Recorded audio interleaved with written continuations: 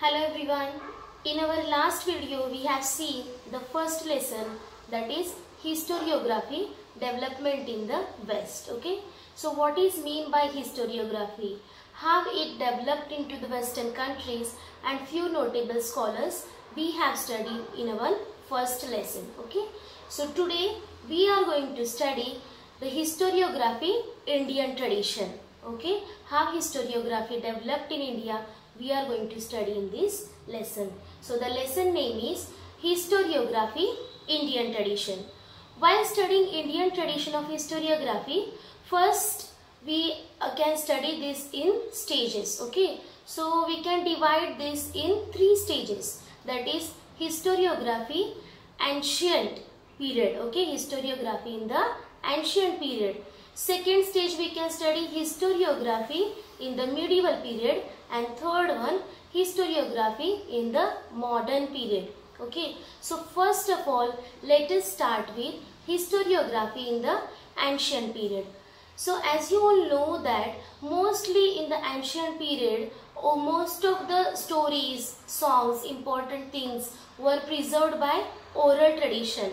They used to pass by oral recitals. Okay, so in the ancient period most of the memories were preserved by oral tradition.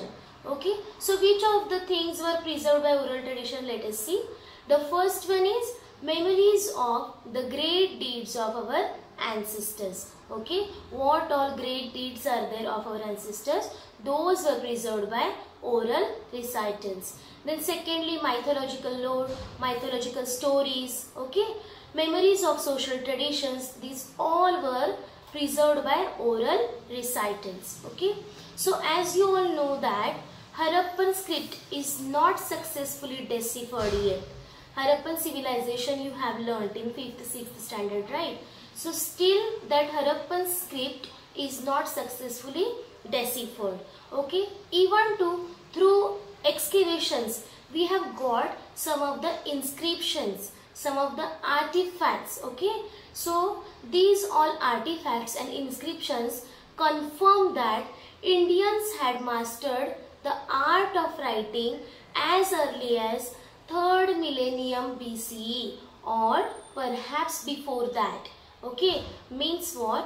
Whatever artifacts or inscriptions we have found in the Harappan civilization excavation, so by those we can understand that Indians had mastered the art of writing as early as 3rd millennium BC or perhaps before that. Some of the inscriptions like stone inscriptions, pillar inscriptions found in India are dated to 3rd century BCE, that is Emperor Ashoka Maurya's time. So you have studied Emperor Ashoka, right? So some of the inscriptions, pillar inscriptions which are found, those are dated to 3rd century, that is Emperor Ashoka's time. Some of the inscriptions provide us very important historical information we can say. So from the 1st century, inscriptions began to occur on coins, metal images, sculptures, copper plates. So we get much historical information through all this material. Okay, so what kind of information do we get? Mostly we can understand the important dates of important events. Okay, so what kind of information do we get? Dates of various kings, dynastic genealogies, territorial extent, administration of empire, kingdoms, political events, social organizations, climate, famine of respective time. This all information we can get through inscriptions which are found on coins, metal images, sculptures and copper plates. Okay. Also we have some of the ancient Indian literature as an important source. We can get a vast knowledge about our history through the literature. Okay. So for example, through the epic of Ramayana and Mahabharata, Puranas, Jain and Buddhist texts, historical accounts of Indian authors, travelogues by foreign travelers, through all this literature we can understand our Indian history. So in the ancient period, biographies of kings and dynastic histories were written. Okay, so the best example is Harshcharit. Harshcharit is a book written by Banabhatta in 7th century. Okay, it is also called as King Harsha's biography. Okay, now what is meant by King Harsha? You must have studied in standard 6th, King Harshavardhan. Okay, so King Harshavardhan's biography is written in the book Harshcharit in 7th century by Banabhatta. So it portrays the realistic picture of social, economic, political, religious and cultural life of that period. So here we have studied the historiography of ancient period. Now we are going to study the historiography in the medieval period. Okay, so here we are having the best example, Rajtarangini. Rajtarangini is a book name which is written by Kalhana in 12th century. Okay, it is consists of history of Kashmir. It is very important book, that is Rajtarangini, which is written by Kalhana in 12th century. Okay, it is consist of history of Kashmir. It is quite close to the modern historiography. Why it is said so?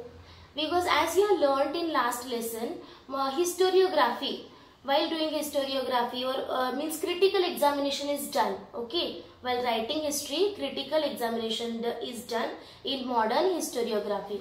So it is said that this book Rajtarangini is quite close to the modern historiography, because Kalhana, the writer of this book, himself says that he has written this text after critically examining the sources like inscriptions, coins, remains of ancient monuments, dynastic records, local traditions. This all he has critically examined and then only he has written this book. So it is said that this book is quite close to the modern historiography. Historians in the courts of Muslim rulers were influenced by Arabic and Persian historiography. Among them, one of the notable historian is Ziauddin Barani. Okay, so the book written by him, that is Tariq-e-Firuz Shahi. Notable scholar is Ziauddin Barani. He has written one book. Its name is Tariq-e-Firuz Shahi.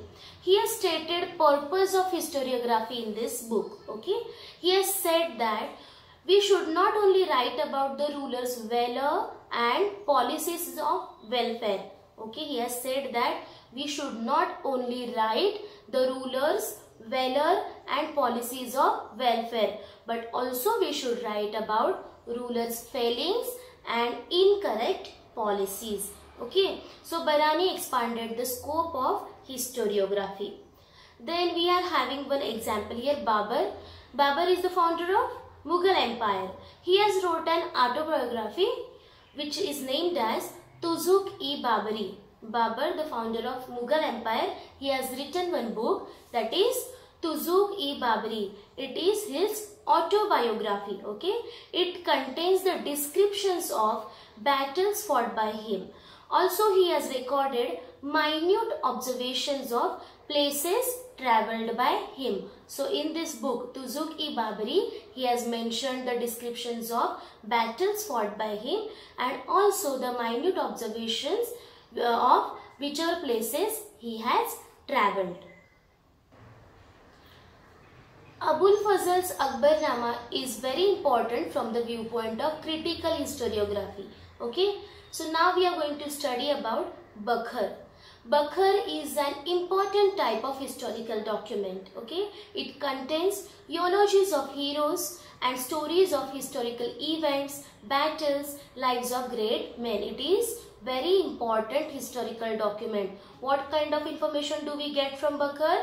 Eulogies of heroes, stories of historical events, battles and lives of great men. This all we can study through the document which is called as a Bakhar. Okay, let's see few examples. The first example is Sabhasad Bakhar. Okay, Sabhasad Bakhar is written by Krishnaji Anant Sabhasad. Okay, Sabhasad Bakhar is written by Krishnaji Anant Sabhasad. during the reign of Chhatrapati Rajaram Maharaj, and we get the information of Chhatrapati Shivaji Maharaj through this Sabhasad Bakhar. Okay, this is a Bakhar which is written during the reign of Chhatrapati Rajaram Maharaj, and we get the information of Chhatrapati Shivaji Maharaj from this Sabhasad Bakhar, which is written by Krishnaji Anant Sabhasad. Okay, so the next example of Bakhar is Bhau Sahibanchi Bakhar, and the second one is Panipatchi Bakhar. These are the two Bakhars. First one is Bhau Sahibanchi Bakhar and second is Panipatchi Bakhar. These both the Bakhars describes the battle of Panipat. We get the information of battle of Panipat through these two Bakhars, which are those Bhau Sahibanchi Bakhar and Panipatchi Bakhar. The third example is Holkaranchi Kaifiyat. Okay, this Bakhar provides information about Holkars and their contribution to Maratha rule. Okay, then now we are going to see the types of Bakhar. These were the examples of Bakhar. Okay, now let us see on which topics Bakhars are written. According to the topics, the Bakhar is divided into types. So we are going to see the types of Bakhar. So the first one is biographies of kings, then dynastic history, description of the event, history of the sect, autobiographies regarding grievances based on mythologies, state administration by a king. On all these topics, Bakhars are written. So here we have studied about historiography in the ancient period and also historiography in the medieval period. Now we are going to study historiography in the modern period. Okay, so in the 20th century, the Indian archaeological exploration and research started under the British rule. A number of ancient sites were excavated under the supervision of First Director General of the Archaeological Survey of India, Sir Alexander Cunningham. Under his supervision, excavation started. Okay, so for this excavation, mainly he chose the sites mentioned in the Buddhist text. As you know that in Buddhist text, many important sites are mentioned. Okay, so those sites were chosen for the excavation. Okay, then Harappan civilization. Through excavation only we have understood about Harappan civilization. We have got information about Harappan civilization. So Harappan civilization was discovered during the tenure of Sir John Marshall. Okay, Harappan civilization was discovered during the tenure of Sir John Marshall. So many British officials wrote about Indian history. So we are going to see the examples now. First one is James Mill. Okay, he has written the book The History of British India. James Mill has written one book. Its name is The History of British India. Okay, it is written in 1817. Okay, it is the first book by British historian on Indian history. This book, The History of British India, it is the first book of British historian on Indian history. So the main feature of this book is absence of objective perspective of Indian culture. Okay, absence of objective perspective of Indian culture and prejudice about Indian culture. So what is meant by prejudice? Prejudice is unwanted or unreasonable unliking towards the anything. Okay, so prejudice about the Indian culture is reflected in this book, which is that book, The History of British India, which is written by James Mill.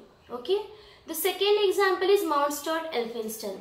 He has written the book The History of India in 1841. He was governor of Bombay that time. Bombay is today's Mumbai. Okay, so Mount Stuart Elphinstone has written the book The History of India in 1841. Okay, then third example is Grand Duff.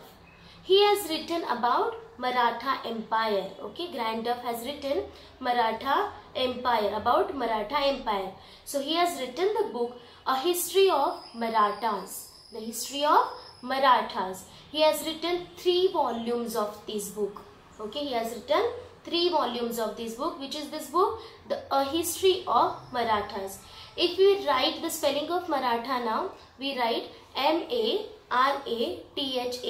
But in the ancient period or previously, Maratha were called as a Marathas. So this book heading, A History of Maratha. Maratha spelling is M-A-H-R-A-T-T-A-S. Okay. So Grant Duff has written about Maratha Empire and his book name is A History of Marathas. He has written this book in 3 volumes. So here we have learned that Grant Duff has written about Maratha Empire. So Nilkanta Janardhan Kirtane and Vishwanath Kashinag Rajwade has exposed the limitations of Grant Duff's writing. Okay. So the next example is Colonel Todd.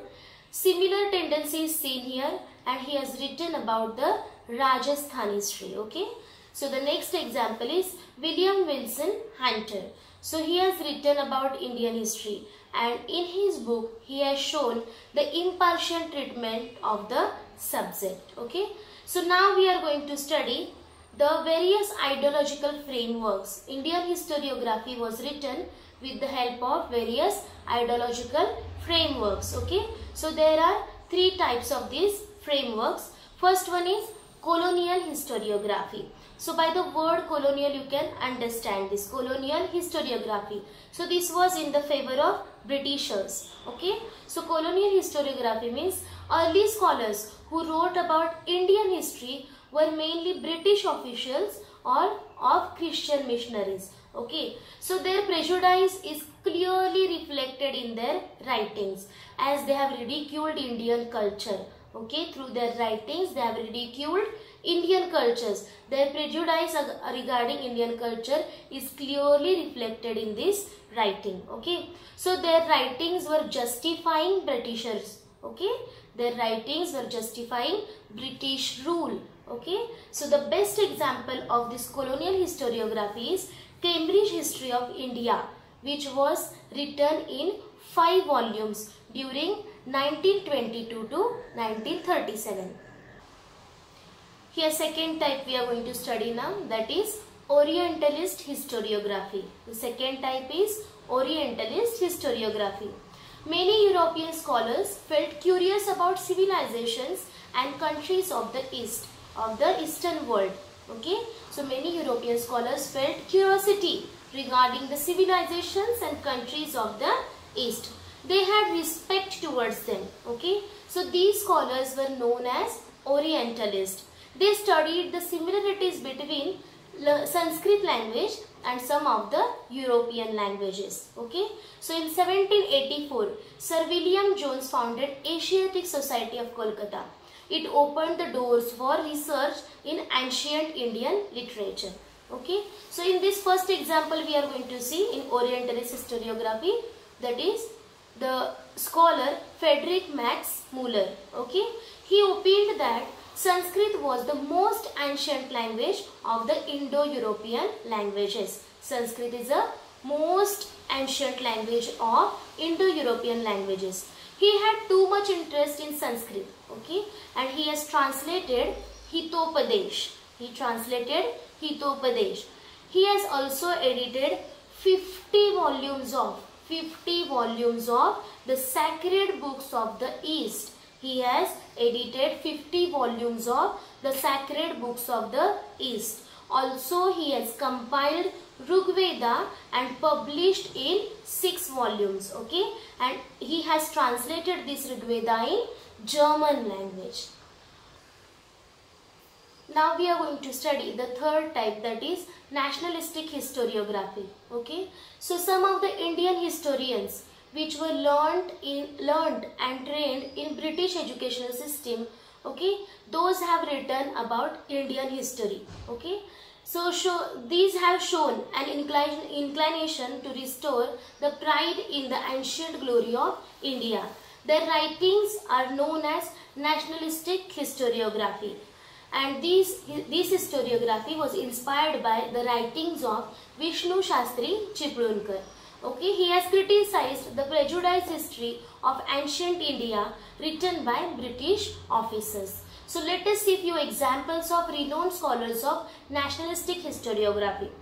First one is Mahadev Govind Ranade, then Ramakrishna Gopal Bhandarkar, Vinayak Damodar Savarkar, Rajendra Lal Mishra, Ramesh Chandra Muzumdar, Kashinath Prasad Jaiswal, then Radha Mukund Mukherjee, Bhagwan Lal Indraji, Vasudev Vishnu Mirashi, Ananta Sadashiv Altekar. These are few examples of renowned scholars of nationalistic historiography. Here now we are going to study about V.K. Rajwade, the scholar V.K. Rajwade. He was well known for the writings of writings in Marathi, and also he has written varied subjects like history, linguistics, etymology, grammar. He has written on all these topics. Okay, he compiled and edited 22 volumes of Marathyanच्या इतिहासाची साधने.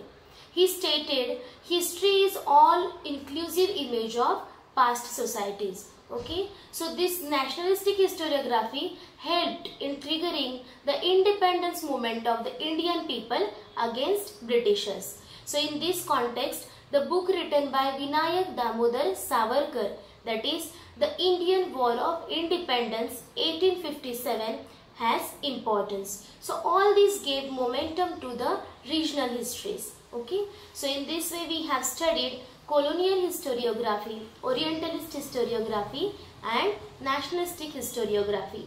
Next part of this lesson we are going to study in our next video.